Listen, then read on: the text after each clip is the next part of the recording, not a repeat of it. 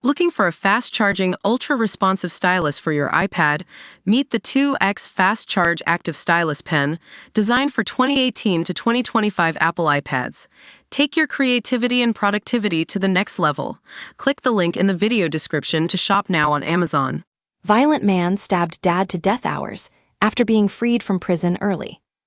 A 26-year-old man, who was let out of prison on the government's early release scheme, stabbed a man the day he was let out.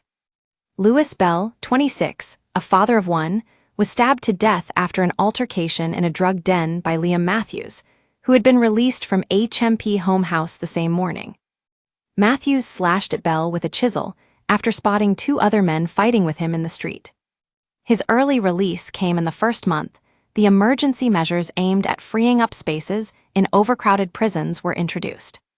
He was convicted of manslaughter at Teesside Crown Court in Middlesbrough on Thursday, Cleveland police said. A Ministry of Justice spokesperson vowed to investigate the case fully, but said the government had been left with no choice but to introduce an emergency early release program. Last year, Downing Street said the early release policy had to be brought in to avoid unchecked criminality, where the police and courts were unable to lock anyone up because there were no places available. The prison's watchdog warned it was inevitable that some would reoffend. After slashing Bell, the attackers ran off and threw away their weapons and clothing with the help of a fourth man, who also arranged a taxi to take them away from the scene.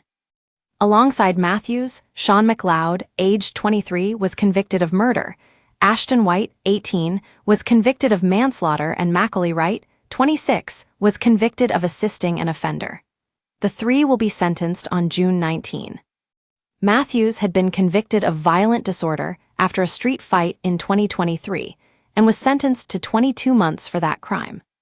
Bell's family said he was a much-loved father, son, brother, and uncle, adding, "Louis was killed in the most brutal and heartless way. We hold all three males convicted responsible for his murder despite the convictions of two of them for manslaughter." DCI David Glass added, "Louis Bell did not deserve to die. This was a pre-planned, sustained attack by a gang who chased him down with weapons in the street. They inflicted a number of stab wounds, one of which was fatal, and they left him to die."